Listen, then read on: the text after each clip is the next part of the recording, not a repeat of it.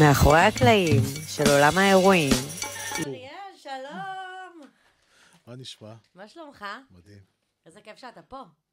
כיף. אני רק מצטערת שאני שכחתי להכין לך כוס וויסקי. אני רגילה שאתה מגיע לחתונות שלי, מחכה לך כוס וויסקי קבועה עם 2-3 קוביות קרח. כמה אתה אוהב? קובייה. קובייה. כן. אז פעם הבאה. מה נשמע? אחרת לא מרגישים אותו. כן? הקרח מקהה את הטעם. אז קובייה אחת, שאני אדע נראה לי, לאבא. כן. נראה לי. מה קורה? מדהים. כן? אז הרב אריאל, הרב הכי ידוע בתחום החתונות, מעבר להיותך רב, אתה... כולם מכירים אותך, אתה גם חבר של כולנו, אתה מבחינתי שכן. חלק מהחבר'ה. לגמרי. אתה באמת, אתה חבר טוב, עם כמה שאתה, זה נשמע, זה, אנחנו מדברים מה זה כל שישי, אתה מתקשר, אחרי לי שבת שלום, נכון. לברך אותי. אני נכון. באמת, כיף לי שאתה בחיים שלי, אתה ככה, באמת כיף לשתף אותך, להתייעץ איתך. בתחום הזה באמת כיף שיש חברים. אני חשבתי על זה פעם, כאילו, שואלים אותי, תגדיר את זה שאתה רב, אז אני אומר, תשמעו, זה לא רב, זה חבר, ממש. שעורך לכם את הטקס, שגם יש לו רישיון לחתן. זה נכון. אבל זה לא כולם ככה. ובגלל זה באמת אתה ככה דמות שכיף להתחבר אליה, כי יש הרבה רבנים שמאוד עם הפסון. אני חושב כולם כאלה, רק פשוט, אתה יודע, לפעמים הבושה והמרחק בין שתי הצדדים גורם לאנשים. אבל לא צריך להיות מרחק.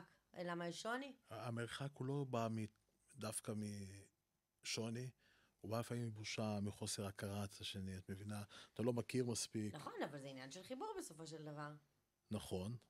יש אנשים שיותר קל להם להתחבר לאנשים זרים, יש אנשים שיותר קשה להם להתחבר לאנשים זרים, אבל בסוף זה לא משהו פנימי שמונע מהם להתחבר. יכול להיות שיש אנשים שקשה להם, שבאמת רוצים לא להתחבר. אבל לדעתי כל רב שמגיע לחתן, הוא רוצה מאוד להתחבר, לפעמים הוא מתבייש קצת יותר, לפעמים מתבייש קצת פחות. אתה חושב על ככה, על תופעת הרווקות המאוחרת, שהיום ככה מתחתנים בגילים יותר מאוחרים מפעם. אנשים מחפשים יותר. מה דעתך בנושא? תראה, אני אגיד לך משהו. יש פעם שסיפר לי איזה חבר בישיבה, שתקוע, את יודעת, בישיבות בדרך כלל מתחתנים בגיל 22, גג 23, והוא הגיע לגיל 30. עכשיו, כל היום מציעים לו בחורות. ש-30 זה נחשב מאוחר ממש, כאילו זה היה נחשב... נגיד עכשיו הבן שלך שמתחתן, בן כמה הוא? 22. זה נקרא אלתר. ביידיש כאילו זה... אז באיזה גילים בדרך כלל בעצם עושים את השידוך? בגיל 21 מתחילים לזוז. וצ'יק צ'ק, את מבינה, כי זה בשידור. זה גיל 21? ממש מוקדם, אוקיי. 21, 22 מסיימים כבר. אז רגע, אז הוא הגיע לגיל 30 ואז אתה כל הזמן, הדבר הכי שעובד לך בראש זה לחפש לו מישהי. אז הוא אומר, עם הסבתא שלו התחתנתי איתה, אתה רוצה שאני אתחתן? את מבינה, כאילו לפעמים העודף חיפוש הזה, זה יוצר את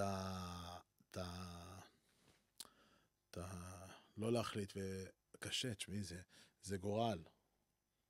אתה אומר, וואו, עכשיו אני חושב אותי עם הבן אדם הזה עד גיל 120, כאילו, יודעת, מי חי עד גיל 120, אבל לא משנה. עכשיו אני חושב אותי עם הבן אדם הזה עד גיל 120, ולמה לא, אז אם לא, אז למה לא התחתנתי איתו, ואז אם כבר לא איתו, אז למה לא... אני חושבת שזה משנה, אני חושבת שהיום זה פשוט גורם לאנשים יותר להגשים את עצמם, אתה יודע, לפתוח עסקים, השאלה מה זה להגשים את עצמך? אני לדעתי להגשים את עצמך זה... הרי אשתך בסוף. כן. היא בטח בבית מגדלת את הילדים, אין לה זמן גם לעצמה. דווקא היא עובדת. אולי היום שהילדים כבר גדולים, לא? תראה, אני מכיר מלא. הרי כמה ילדים יש לך? זוגות, ששתי בני הזוג מנהלים קריירה. ממש חזקה. זה הכל תלוי בעזרה. כן, תלוי בעזרה, תלוי גם בהם. בסוף אתה יודע, אתה בוחר להתקרבן, או שאתה בוחר לדעת, זה מה שיש, יש ילדים, זה דבר טוב, אנחנו רוצים שיהיה לנו ילדים. אמא שלך, כן? ישבה בבית, הקריבה את הזה שלה בשביל לא, לגדל אתכם. אבל בסופו של דבר אני חושבת שזה תלוי גם, שוב, בעזרה. סבתא שלי גידלה אותנו הרבה, אתה יודע, עזרו לה, כן, אבל היא גם בחרה לא להתקרבן. חד משמעית, חד משמעית. היא בסוף קמה ויצאה, אני מכיר אותה, היא ניג'ה, את מבינה? היא באה, אמרה, אני רוצה פה, את מבינה? נכון. אחותך עמית, אני חושב קוראים לה, שיש לה ילדים. עבר שנה, בעזרת השם, בקרוב. ואחותך לפני זה ניצה. ניצה, יפה, אריאל. ניצה, נכון. יש לה 2 ילדים. נו, והיא לא עובדת. היא עובדת. נו. הבאת את אבא שלי, אבל אחים שלה קלים. מתקשרים מהגן, היא אומרת לאבא שלי, ביי. לא משנה, אבל את מבינה מה אני מתכוון. לא, ברור. עדיין היא נותנת 120% בעבודה שלה. נכון. ותראה, אני רואה את זה. צריך לעשות את זה. הכל, מה שאומרים ליד זה תירוץ. מעניין אז מתי אני אתחתן. שפיגל, את צריכה להחליט שאת רוצה להתחתן, באותו יום את תתחתני. הלוואי. להתחתנים, תקשיבי, זה לא... כמה זמן בן אדם חי? 80 שנה, 90 שנה, מתוך ה-80-90 שנה, תורידי 25 שנה שבכלל לא היית בפרשה של... לא, היית ילדה. כן. אז כמה נשארנו? 65. 65. תורידי עוד איזה 20 שנה של זקנים, זה כבר לא אכפת כל כך, את מבינה? אז כמה נשארנו? 40. מה עכשיו יש כל כך? נכון. צמצמי, יאללה. מקסימום אפשר... זה אל תסריטי את זה, מקסימום אפשר להחליף. נכון. את מבינה? לא לעשות מזה כזה אישו. לא, אני בכלל לא. אתה יודע, אני בן אדם סוליסט. אני לא רוצה להיכנס דווקא לזה שלך, כי זה לא... אבל באופן כללי, לפעמים אנשים נתפסים על משהו, מה יש לך, אחי? כאילו, תשחרר. אתה רוצה שיהיה לך פרפרים בבטן? תן לפרפרים להגיע. כאילו, אל תיסגר. למרות שאני חושבת שבגילים שלנו כבר אין פרפרים כמו שהיינו בני 16. אני אומר לך, את חושבת תמצאי מישהו ככה. שאת רואה שהוא יכול להיות אבא טוב לגילים שלך, ובעל טוב ושלום על אבל ישראל. זהו, את חושבת ככה, אני אסביר לך משהו, פרפרים אין לאף אחד, פרפרים, זה מה שאני אומרת. בן אדם בוחר שיהיה לו פרפרים, אלה שטוענים פרפרים, אנשים שבחרו להיות פרפרים, זה אנשים כלילים. את מכירה את זה שאת נכנסת לחתונה, ויש את האנשים האלה שוואו, ויש את האנשים האלה שכאילו יותר מתונים, הם בוחרים להיות כאלה, זה לא ש... אתה חושב? ברור, את בוחרת אם להיות וואו, את בוחרת להיות מתונה. אני ראיתי מלא זוגות. מי שיש לו פרפרים, בגלל שהוא טיפוס של פרפרים. כל בן אדם יכול להיות לו עם כמעט כל בן זוג או בת זוג פרפרים. טוב, עכשיו בואו נדבר קצת על הליך החופה. כן. מעניין אותי, רוב הזוגות מעוניינים בחופה קצרה או ארוכה? רוב הזוגות רוצים חופה עניינית, לא מורחת. מה הכוונה עניינית? כי אתה די יש לך ספיץ' קבוע בחתונות. כן. אתה מכיר אותם, אבל אתה שמתפגעים, אני מכרת אותם, כן, לא, החלפתי. החלפת? מה הספיץ' החדש? לא יודע, אתה יודע, ברוח התקופה. הרבה זוגות אומרים לי, אבל בכלל נפגש איתם, הוא לא פגש אותנו בתשע. לא, אז ברוח התקופה. אז היה לי הרבה יותר קל ללכת על שפיץ קבוע, אני אגיד לך למה. כי זה נתן לי... כי זה לא התבלבל. כן. ברור. כן, זה נתן לי את הפוקוס, אבל למה? היום... אבל אתה באמת קורא הרבה זוגות שאתה לא נפגש איתם לפני כן? שאתה פשוט... מאז שהכרתי אותך פחות, כן. אני עושה לך חיים קלים. את מונעת, כן. אבל זה בשבילך, מה? זה לא לא, עדיף? ברור, להפך. נכון? להפך, כן. אני לא אומר את זה בקטע רע, אני אומר את זה בקטע... האמת, שרוב הזוגות שאני מחתן, אני מכיר אותם באמת. גם אם לא נפגש איתם, אני זוכר אותו מהחתונה של זה ומהחתונה של ההוא, זה כבר נהיה. כי זה מה שאני אומרת, זה מה שאמרתי לגבי מקודם.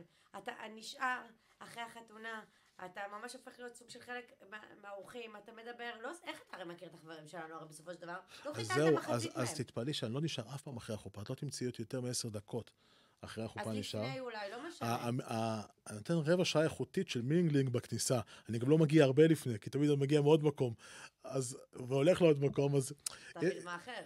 אז יש את הרבע שעה הזאת של הזה, ואת עושה את זה עם כל הלב, ועם לב פתוח ונקי, וזה שם, וזה, את יודעת, אני לא, לפני 2 בערך נסעתי לחתונה ביוון.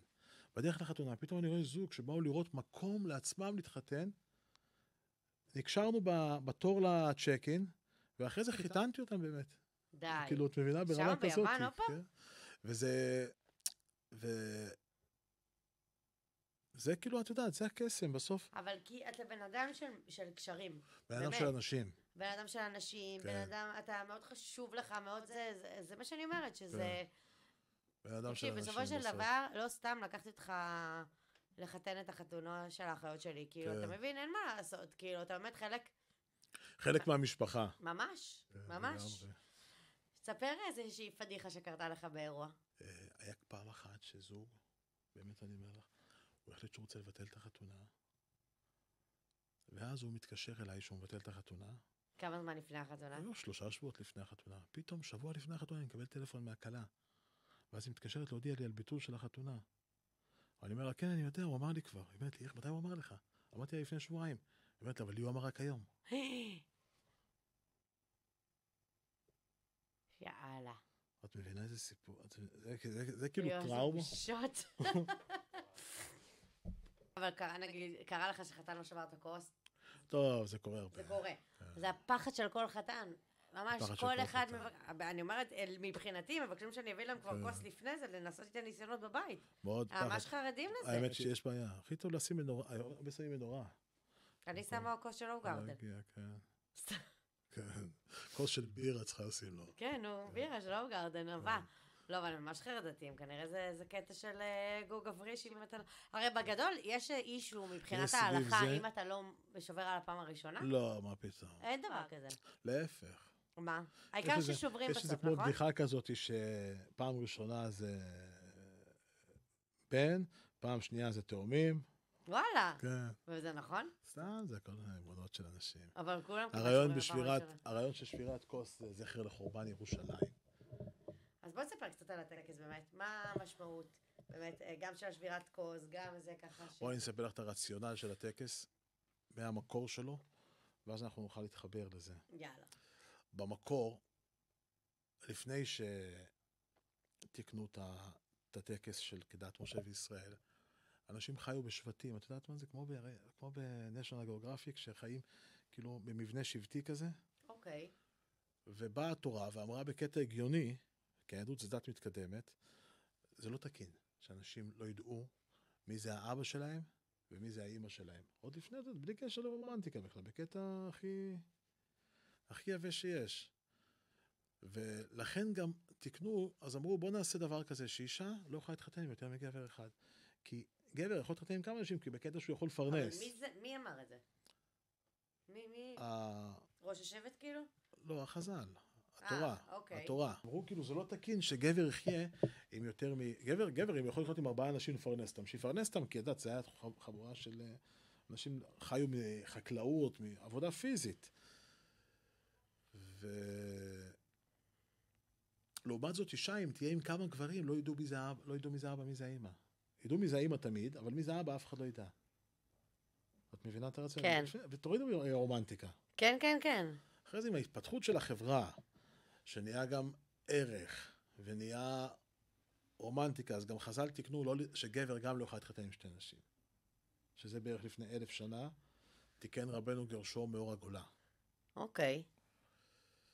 וזה המבניות של הטקס. ועכשיו את מבינה, ואנחנו עושים היום כל טקס, שוברים כוס, זכר לחורבן ירושלים. ומה הרעיון בזכר לחורבן ירושלים? זה כי ירושלים נחרבה בגלל שנאת חינם. שנאת חינם זה שנאה שבאה בין 2 אנשים בלי שום סיבה. זה כמו שיש לפעמים, את יודעת, היום קינה. אנחנו נמצאים שם גם כן, סוג... ברור, היום אנחנו הכי שמה. ואנחנו כאילו אומרים, ברגע הכי שמח, הכי קל לשנוא.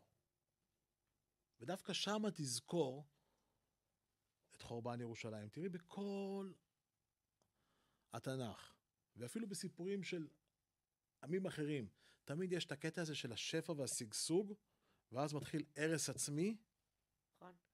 ואז אחרי זה החברה הורסת את עצמה, אז אומרים לבן אדם, דווקא ברגע השמח הזה, דווקא ברגע שאתה מרגיש, הנה מצאתי את האישה שאני אוהב, אני מתחתן איתה, ואנחנו מקימים, והיא מצאת את הגבר שהוא אוהב, מקימים בית, והופכים להיות חלק מהבניין של עם ישראל, דווקא אז תזכור, שירושלים נחרבה, ואנחנו 2000 שנה היינו בגלות בגלל שנאת חינם. וזה הרעיון בלשבור כוס, לפעמים אנשים אומרים לי, אבל תשמע, אני לא... כן, האמת היא שאני גם לא ידעתי את זה עד היום, זה מעניין מה שאתה מספר. לא מתחבר לירושלים, אבל אח שלי, אתה רוצה אתה מתחבר לרעיון הזה, שלא לשנוא אף אחד בחינם. לאהוב, ולא לקבל את הטוב כמובן מאליו. תביני, היינו בתקופה כל כך יפה פה במדינה. איפה אנחנו נמצאים, את מבינה? איפה אנחנו נמצאים? והיה קשה, אני לא אומר כל החוקים, אבל סתם, זה היה ויכוחים של מפונקים. אין, מה שקורה אצלנו במדינה זה נוראי. עכשיו שאלה, תגיד, והטבעות, מה המשמעות של הטבעות בטקס? אז אני אגיד לך, אנחנו ברעיון, תראה, כשהקדוש ברוך הוא ברא את האדם, אז הוא ברא אותו שלם כמוהו. ובקבלה מופיע הקדוש ברוך הוא פעם כדבר, כישות שמכילה בתוכה גם זכר וגם נקבה. אוקיי. דבר שלם. ולכן כשאלוהים ברא את האדם, הוא ברא אותו זכר ונקבה בראם. הוא ברא בגוף אחד משהו שמכיל גם גבר וגם אישה. אני אתן לך דוגמה. פעם אחת אנחנו קוראים לקדוש ברוך הוא, שזה מלשון זכר. כן. פעם אחת אנחנו קוראים לזה שכינה, שזה לשון נקבה. אז במדינה יש בו הכל. וכשאנחנו מתחתנים, אנחנו הופכים להיות חלק מזה. אנחנו הופכים להיות כאילו שלמים, שבן אדם בלי אישה, ואישה בלי בן זוג, אז הם לא שלמים. הם לא יכולים להגיע לדרגה, לתיקון שלהם. עזבי רגע אז בגלל זה כאילו עגול, כדי הטבעת כאילו בשביל להיות שלם? הטבעת כאילו גם בשביל להיות שלם, וגם יש בקבלה 10 ספירות, והדרגה הכי גבוהה לקדוש ברוך הוא זה הספירה העשירית, והעולם הוא עגול, אז אנחנו כאילו מתחברים. עכשיו, איך כותבים את השם של השם? י' ואחרי זה ה' ואחרי זה ו' ואחרי זה, אנחנו אומרים השם, כאילו, המוני, אבל בקדוש זה י' ואחרי זה ה' ואחרי זה ו' ואחרי זה ה', ככה כותבים את זה, אבל לא אומרים את זה. ושמעתי פעם מהרב קרליבך. למה? לפעמים אתה לא כותב פשוט ה' עם פסיק? אתה כותב ה' עם פסיק, אבל אתה לא אומר את זה. נכון. אתה לא אומר את מבינה? כן, כן, כן. אסור להגיד את זה, גם לכן אני לא אומר את זה עכשיו. אסור להגיד את זה? כן. אוקיי. אנחנו אומרים לו השם וזהו. או הקדוש ברוך הוא, או המוני, אני בכוונה אומר עם מ' ולא עם ד', כי אסור להגיד את שם לשווא. מה זה אומר? שאתה מברכת בברכה, ברוך אתה. לא שמעתי את זה בחיים, המוני. כל ברכה יש. מה, זה שם שמדובר? אני אומר בכוונה עם מ', כי אני לא רוצה להגיד את שם, במקום עם ד', כי אני לא רוצה להגיד את שם לשווא. אז עכשיו בגימטריה, י' זה 10. אז הטבעת זה י', כי העולם הוא עגול ויש בו 10 ספירות. והיד של החתן זה ה', כי יש בו 5 אצבעות, את מבינה?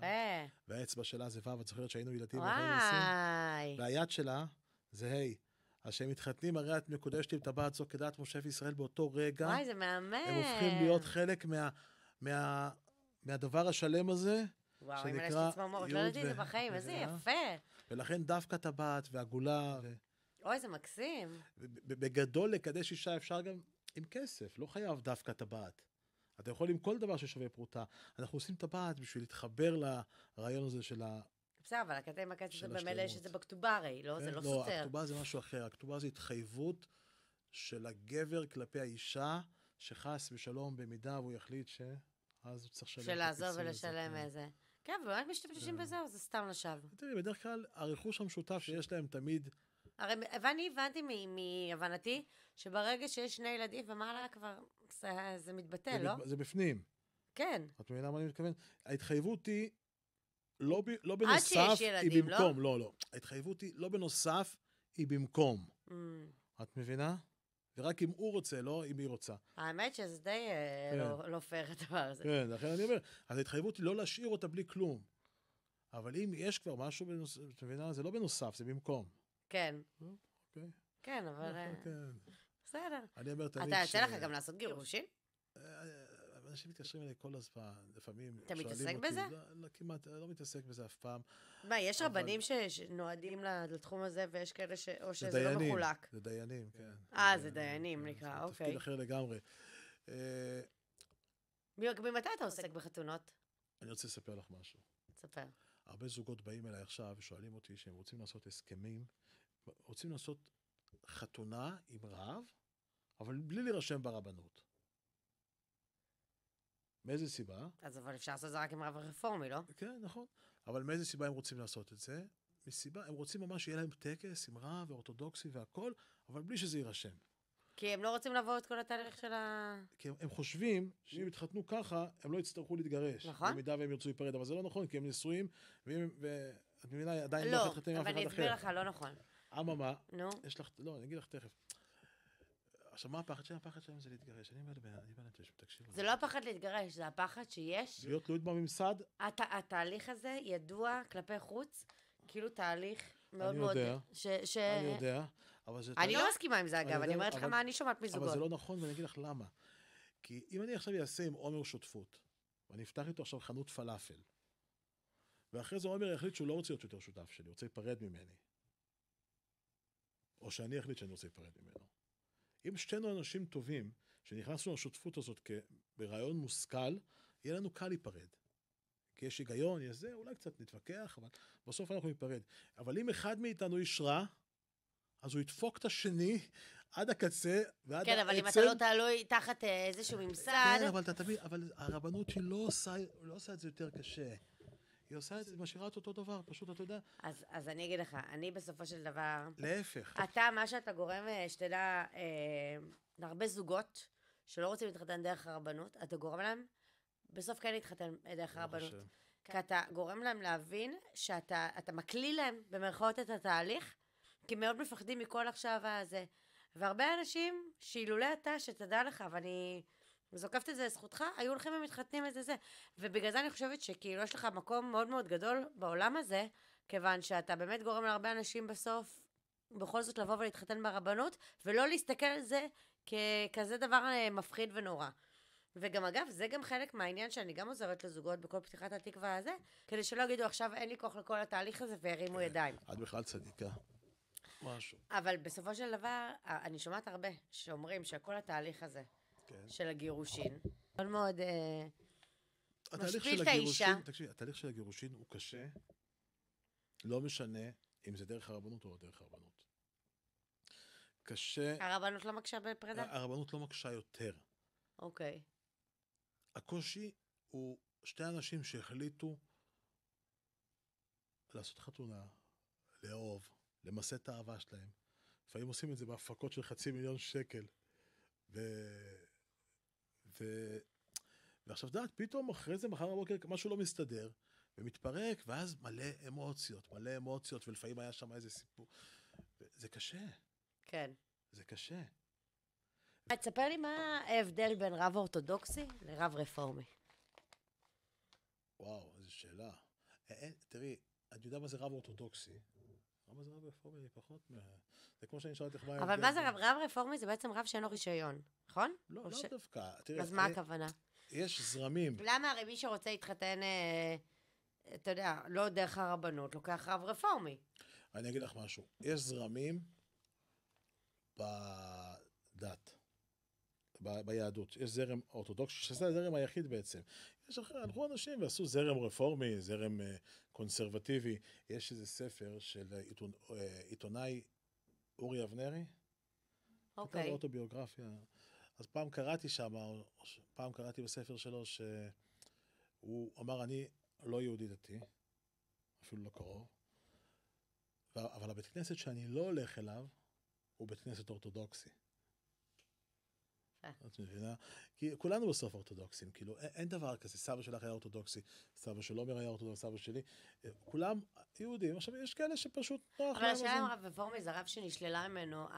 לא, זה זרם נפרד, זה יותר מצוי באמריקה פה פעם. הוא עדיין רב. הוא לא רב של הרבנות. הוא רב, הוא החליט להיות רב. לא יודע, אולי יש להם גם בית ספר של רבנים, אני לא רוצה לדבר משהו על משהו שאני לא יודע. אוקיי. אבל אני לא חושב, זה לא... ובעיקרון אבל לפי הזה, גם חבר יכול לחתן זוג, או שזה חייב להיות רק רב? בגדול, אם בן אדם לוקח טבעת ובקדש אישה עם שתי עדים כשרים, הם נשואים. אבל חייב את 7 ברכות, נכון? גם הוא יכול לברך, גם יכול להביא מישהו שיברך לו את 7 ברכות. לא, אבל זה חייב להיות חלק מהטקס גם 7 כן, ברכות? כן, חייב להיות הכל. אוקיי, 2 עדים אתה אומר? שתי עדים כשרים. אממה? מה זה כשרים? כשרים זה אנשים שלפי ההלכה כשרים לעדות. מה ההבדל? שאי אפשר לעשות שלא... היה איזה היגיון, אפילו, אני לא חושב שזה דווקא היגיון שלנו, אפילו היגיון באופן כללי, שאם מישהו יתחתן עם מישהי, צריך מישהו שירשום את זה. כי אחרת, תמיד אפשר להכחיש, יכול למצוא איזה 2 אנשים ברחוב, אחרי זה תחפש אותם. אז אם חבר מחתן, זה לא יכול להירשם ברבנות? לא, זה לא יכול להירשם, אני אגיד לך, כי את חייבת שיש סדר, במדינה, אפילו בקפריסין, שאת רוצה להירשם, את לא יכולה להתחתן להגיד, לתפוס איזה מישהו ברחוב, תחתן אותי, ואז לרוץ לריין, הוא חיתן אותי. יש איזה פקיד שלא יש את הסמכות לחתן. אפילו בווגאס, אני חושב שיש שם אנשים יש בזה היגיון. יש סמכות, כן? כי שאחרי זה יהיה פה איזה, תחשבי, בסדר. בן אדם מתחתן עם אחותו אם לא. איך פותחים תיק ברבנות? מתקשרים למורן שפיגל, ונפגשים עם הכתובה בחתונה. זה נראה לי התשובה הכי נכונה, לא? את יודעת שאני לא מתחבר לכפייה בכלל, באופן כללי, לכן אם אומרים לי משהו שהוא לא, אני קודם כל רוצה לעשות הפוך. ברור. כן, למרות שכאילו... אתה הכי מרדן. כן, אבל זה כאילו, למרות שכאילו לכאורה אני רע וזה, זה לא משנה, אבל אני עושה את זה... קודם כל זה טבע האדם בעיניי. אני מקיים מצוות מאהבה מוחלטת ורצון שלם לעשות את זה, ואפילו לא קצת... אבל מי הגדיר את הכנס? אם מחר מישהו ירגיש שמישהו מכריח אותי, יהיה לי מאוד קשה. את מבינה? אז זה מעניין מה שאתה אומר, כי גם אני אותו דבר, שאני הולכת נגיד סתם להפרשות חלה, למיניהם, הייתי בהמון, ואם יש רבנית שהיא אחרי זה עוברת אחד-אחד, תתחילי רק לשמור שבת, תעשי רק זה, וכאילו, היא דוחפת אותך לזה, אז אוטומטית זה עושה לי אנטי. אל תבואי ותנסי לקפות את הדת, כמו שאתה אומרת, תני לבד לאנשים איזה. אגב, דרך אגב, זה מה ואני הרבה יותר מעריכה כאלה שלא. דרך אגב, זה מה שזוגות, כאילו, את יודעת, מאוד תופס אותם. אני שמחה לשמוע שאתה אומר שאתה לא אוהב כפייה דתית. הקטע הזה שאני אף פעם לא נותן להם, אפילו לא טיפה, נכון? יותר ממה שהם ביקשו, את מבינה? נכון. ולמרות לא, מאוד מחמיא לי שהוא בא וביקש את זה, ואני אעשה את זה, וזהו, את מבינה? זה ממש כאילו... נכון. ואני מעריך את זה, וזה לא מובן מאליו. אני מעריכה גם את מה שאתה אומר, זה מאוד נחמד לשמוע. אז אני אגיד לך משהו לגבי הטלפון, את הרציונל אבל שעומד מאחורי זה בכל זאת. אמרתי לאיזה חבר, לאיזה זוג שבאו אליי לדבר איתי אחרי החתונה, קצת קשה להם היה. מתי פעם אחרונה הלכתי לישון ביחד? אתה גם פסיכולוג בזמנך? לא, סתם, את יודעת, אבל זו שיחה של חברים. אוקיי. תמיד אתה נרדם, ועד שאתה לא רואה את הסטורי שכל אחד העלה בזה, והטלפון נופל לך לסנטר מרוב עייפות, אתה... זה כאילו אין את השיחה לפני, אתה אומר. כן, אז תחשבי כמה זה היה. זה קצת, את יודעת, אנחנו נסחפנו טיפה עם האינסטגרם. אבל זה לא קשור, אני לא חושבת שזה קשור לזה. לא. גם ברמה החברית, כמה אתה כבר יושב בבית קפה עם חבר ואתה גם... אז זהו, אז שם אין את זה. זה לא אינטימיות אבל אפילו. אז שם אין את זה. שם בטלפונים האלה אין את הדברים האלה. אז הרבה יותר קל, תחשבי, לי יש את זה בשבת. שבת, אני לא נוגע בטלפון. קשה לך אגב? בכלל לא. זה ניתוק של 24 שעות, זה פתאום אתה קולט שאפשר לחיות גם בלי זה.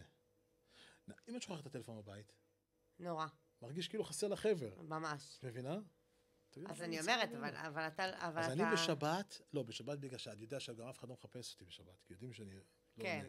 אז אין לי את ה... הרי מה מפחיד אותך בטלפון? שפספסת שיחה. נכון. שמישהו צריך אותך דחוף. נכון. ואת לא עונה לו. אז בשבת אני יודע שאף אחד לא מחפש אותי. אז אני יותר רגוע. לא, אבל אני אומרת, איך אתה מעביר את השבת?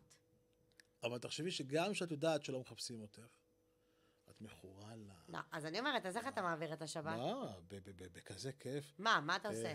תותי על הברכיים שלי כל השבת, עוברים ביחד על כל מה שהיא למדה בבית ספר פרשת שבוע. וואלה, בת כמה היא? בת 8, ואתמול היה לה יום הולדת. מזל. והילדים שלי... כמה ילדים יש לך? 5, 2 בנים ו3 בנות. והם מדברים, והם משחקים, ופתאום אני מוצא את עצמי... כולם גרים בבית עדיין? כן. מתי פעם אחרונה שיחקת משחקי קופסה? בכיפור. את מבינה? אז אני כאילו כל שבת. נכון. משחק משחקי קופסה, את מבינה? דומינו. נכון, אצלך שבת, זה כמו אצלי כיפור. ורמי. 24 שעות, ללא טלפון, ללא זה, נכון? ועם הילדים הקטנים האלה, האמת היא שזה מקסים. ממש, כאילו, את מבינה. אני חושבת שבכלל כל הקטע זה מאוד משפחתי, זה מאוד... אני אוהבת את הקטע הזה, נגיד קטע של קידוש, בעיניי זה דבר שאני מאוד ארצה בבית שלי, אני חושבת שזה משהו מאוד מחבר. עשו מחקר בהודו, ואפרופו לשאלה הראשונה ששאלת אותי, כן? לקחו 2 קבוצות של אוכלוסייה, הרי החברה ההודית בחלקה מאוד מזכירה את החברה החרדית, בקטע של השמרנות והצניעות, וזה מאוד מזכיר את החברה החרדית. אוקיי. ולקחו 2 סוגים של אוכלוסיות שמה, ולקחו אחד שהכיר בשידוך, ואחד שהכיר את הבחורה שלו דרך בעבודה או ברחוב, או לא משנה איפה. סיבות, מחקר שלם, קראתי 100 סיבות למה זה הזוגיות שלו יותר טובה, ואחרי זה עוד 100 סיבות למה זה... בסוף, לא יש שם מסקנה אמיתית של מי הזוגיות יותר טובה. אבל אני רוצה להגיד לך משהו, זה עוד פעם, כמו שהגענו, זה מאוד מאוד מאוד מאוד תלוי בן אדם שמחליט שהוא רוצה לחלוק את הגורל שלו עם בן אדם אחר, ומוכן להיפתח לזה. נכון. כל השאר זה בונוס. נכון. זה נשמע קצת קלישאתי, אבל אני מסכימה איתך. זה לא עתיק, זה בסוף באמת אתה צריך... אבל זה ככה. נכון. זה ככה. כל הסוגים של החברות, יש אנשים שנתנו מילה, הם נמצאים שם ב-120%, ויש אנשים שלא מסוגלים. וכמה אנשים אנחנו מכירים, שהיינו פתוחים שהם יישארו רווקים עד בגיל 200, ושהגיעה הנכונה, נכון. תפסה אותם. בסוף לכל סרט יש מכסה בו. אז את רואה גם שלזה, לכלל שאמרתי עכשיו, אין כלל. נכון, נכון. את מבינה? תגיד, כמה שנים אתה מחתן? מ-2006. וואו. כן. זה אומר כמה שנים זה? כמה שנים? זה 18, נכון? משהו כזה. משהו כזה, כן. ומה גרם לך לבחור בקריירה? לא, האמת שלא בחרתי. לא חלמתי לרגע בחיים שלי שאני אהיה רב מחתן. אז איך זה קרה? הייתי מוסר. מה היית? הכרתי מישהו שהיה לו בר. כן. ואת יודעת, אני אפתח מאוד מהר לשיחה עם אנשים, נכון. והוא היה לו בר משקאות שעושה באירועים. כן. והוא רצה להתחתן, ואז הוא שאל אותי, מותר להתחתן בתאריך כ"ב או כ"ג באייר זה היה אז, שזה אחרי ל"ג בעומר. לפני יום העצמאות, לא? אחרי יום העצמאות, אחרי ל"ג בעומר, לפני שבועות, שיש רבנויות שמתירות רק לספרדים להתחתן ולא לאשכנזים. אני שואלי שאוטומטית, אריאל, מותר להתחתן בתאריך הזה וזה, אני לא מפתחת אפילו יומיים. עכשיו אני אמרתי לו, תשמע, בטוח שכן. לא הגיוני שמישהו יחמיר עליך ויגיד לך שאסור, בלי להבין בזה, אמרתי לו שבטוח שכן. ואז הוא אמר לי, אז הוא הלך בסדר, על סמך המילה שלי, הוא הלך וסגר תאריך ביומן, וקייטרינג והכל וזה. אמרו לו, אתה לא יכול להתחתן. למה? כי אתה אשכנזי. וזה רק ספרדי. וזה רק ספרדי. אז אני אמרתי לו, אין דבר כזה, חכה, אני בודק לך. ואז הלכתי ובדקתי עם הרב שוהם, שהוא הרב האזורי בחוף השרון, כאילו, הוא האוטוריטה הכי גבוהה שם אצלנו ברבנות. איש יקר, דרך אגב. אתה, אבל אני חושב ברבנות שם הרב הראשי של מועצת חוף השרון, לא? לא, יש רב שהוא הרב המועצה של חוף השרון, קוראים לו הרב נתן שוהם. אז מה תפקידך שם? אני על החתונות, כן. נכון? הוא מעליי. אז הלכנו אליו, איש מדהים, דרך אגב, הוא היה לוחם בסיירת מטכ"ל. כל הכבוד. ואנחנו מדברים, ואז הוא אמר, כן, התקשרתי אליו, הוא אומר, אין בעיה, תביא אותו אליי, אני ארשום אותו לנישואין. אני מסכים לו. איזה יופי, אתה רואה? ואז הלכנו ביחד לזה, ואז הוא אמר, תבוא איתו ביחד, למה צריך עד שהוא רווק, אז כבר תחסוך לו את ההגעה עם העדים. אז אני הגעתי בכלל להיות העד שלו. ואז הוא שואל אותו, תגיד, מי מחתן אותך? ואז הוא אומר לו, לא יודע, לא חשבתי על אף אחד. אז הוא אומר, למה אתה לא לוקח את הרב הרגל שיחתן אותך? אז אמרתי לו, תשמע, אני לא מחתן, אני אשמח מאוד לחתן אותו, אבל אף פעם לא חשבתי, אני גם לא יודע לחתן. אז הוא אומר, תשמע, אני רואה שיש לך גישה, אולי תחתן אותו. אמרתי לו, אבל לא, תבוא איתי לחתונות, אני אלמד אותך. היה לי כבר תעודה של רב, היה לי רישיון, היה לי כאילו את הזה, אבל לא הייתה פרקטיקה. מה זה תעודה של רב? מה אתה צריך לעשות בשביל לקבל? יש מבחנים שעוברים, הסמכה. וואלה. כן, של כמה שנים לומדים עד שאתה מוציא תעודת רב, זה לא, כמעט כמו רפואה. הרבה זמן לוקח? כן, הרבה שנים. הרבה שנים? כן, לוקח כמה שנים. מה? כן. אז הוא אומר לי, תבוא איתי לחתונות, והלכתי איתו לחתונות, וראיתי איך הוא עושה, הוא היה בתור הרב של חוף השרון, הוא לא היה מחתן הרבה, כמעט ולא. אבל הוא היה עבורך חבר, הרב של מועצת חוף השרון. כן, חבר אבל את יודעת, כי, לא הכרתי אותו שנים לפני זה, הכרתי אותו ככה, את יודעת, בערך. לא, אני לא מדברת על מי שחיתן, אתה מדברת על הרב ממועצת על הרב, כן, לא כזה חבר שמכיר אותו 200 שנה, חבר של איזה, את יודעת, של היכרות, אבל לא כזאת. כן. אבל נקשרנו מהר מאוד, והוא באיזשהו שלב הפסיק לחתן כי הוא גר בירושלים, לגמרי, וזה הפריע לו מאוד לנסוע בלילה מירושלים, כל ערב עד למרכז, ואז הוא נתן לי כאילו, את יודעת, את כל חתונות קדימה? לא חתונות קדימה, אתה ניהול של כל הסיפור הזה אוקיי. בסיפור שם, וזה היסטוריה, את מבינה? בחתונה הראשונה שעשיתי, אנשים קלטו, כאילו קלטתי בערב, את מבינה? אתה נהנה ובאותו מזה? ערב מילאתי רשימה כאילו של אנשים, של הזמנות, ומאז זה... הזמן שלך מלא. כן, לגמרי. אתה נהנה מזה?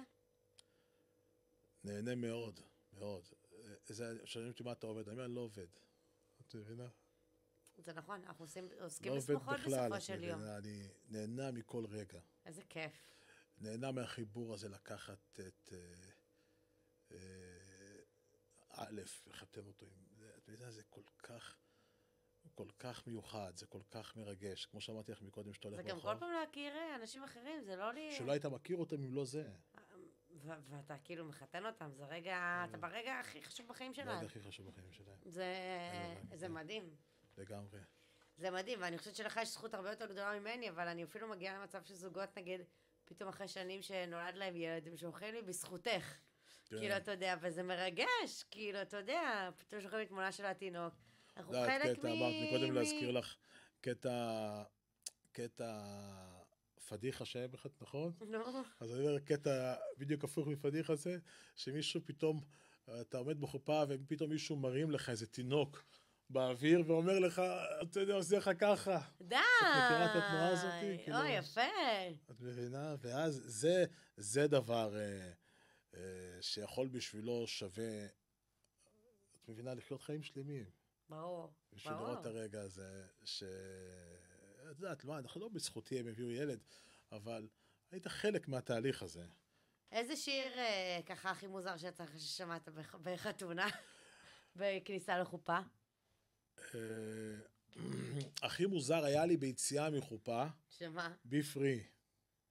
יפה, גדול, גדול. מה, שבירת כוס? כן, גדול. be free. פעם ראשונה שמעתי את השיר כניסה לחופה, I follow me. follow the river, אתה כן, מתכוון? כן, I follow. כן, כן, נו. היה מה זה מוזר לי, למה האנגלית שלי לא זה, וזה...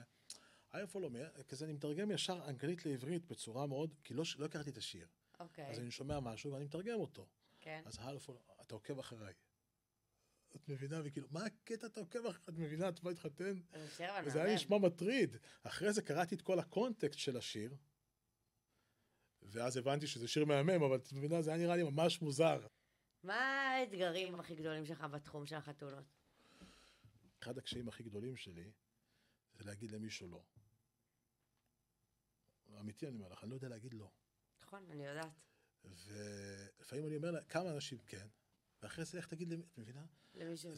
זה מבלבול יוצא לי לפעמים. אתה כל כך, וזה חיתנת את אח שלו, ואת הסבתא של ההוא, ואת ה... אתה יודעת שיש כבר אנשים אתה מנסה לרקוד על כמה חתונות, אני לא כמו מנסה, שאומרים. אני מנסה לרצות כמה אנשים, רק מהמקום הזה. אני ברור לי, אבל בסוף זה יוצא הפוך. לפעמים, כן, את יודעת, לכן אתה חייב, כאילו, למדתי מהניסיון, איך לעשות סדר עם הדברים האלה, אבל זה האתגר הכי גדול שלי בחתונה. תגיד, איך עברה עליך השנה של המלחמה? וואו, מאתגר, אני הייתי במילואים המון. אני חושב שעשיתי מילואים אני יותר... רוצה לציין את זה לשבחך, שאתה עושה מילואים, למרות שאתה רב עם כל מה שאומרים, בבקשה, הנה, וכל הכבוד לך. ואני באמת, אני רוצה שכולם ידעו את זה, כי זה באמת... והחלק הכי קשה זה המילואים בתפקיד שאני עשיתי. איזה תפקיד אתה עושה? הייתי בחפ"ק הנוך.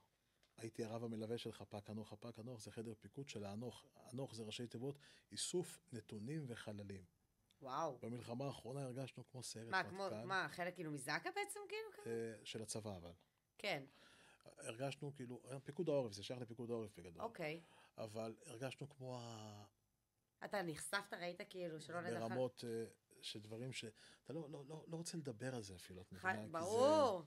אבל מה, באיזה אזור? ממש באזור האדום? לא, זה הגיע אלינו לפה.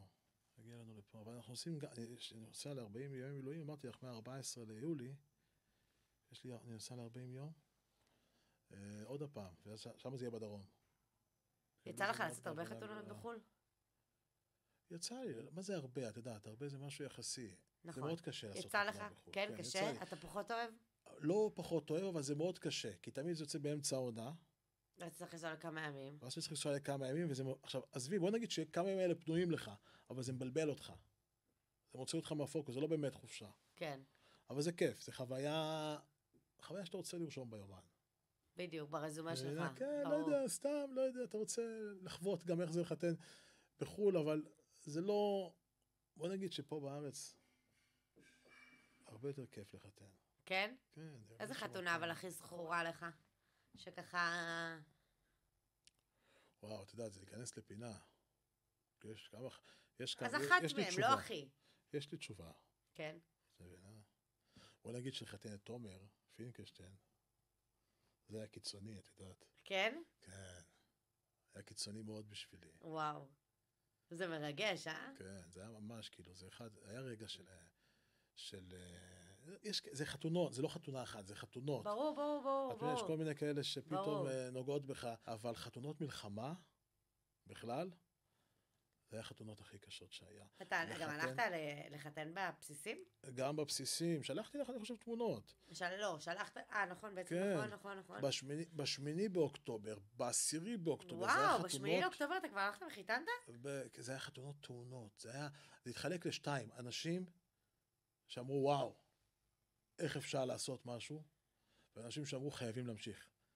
אני אומר, שהדבר הכי טוב בתקופה הזאת, זה להרבות באהבה. חד משמעית. ואני אגיד לך למה. כי לנקום בהם כמו שהם נקמו בנו... זה מה שהם רצו, שנתפרק הרי. גם לא רק זה, גם לנקום בהם כמו שהם נקמו בנו, אנחנו לא יודעים. כי דבר ראשון, אין לנו את זה ב-DNA. נכון? ודבר שני, אם יהיה לנו את זה, ואם אנחנו נעשה את זה, אין לנו שום זכות קיום עליהם. חד משמעית. כי אם אנחנו נהיה ברברים, אז אנחנו לא שווים כלום. נכון. הדבר היחיד שאנחנו יכולים לעשות, זה לאהוב, ולהרבות באהבה, ולהמשיך לאהוב. אמן. ואני רוצה לומר לך שתודה רבה שבאת לפה. תודה רבה לך. ואני באמת מאחלת לך שתמיד יהיה לך טוב, ורק הצלחות ובשורות טובות, אמן.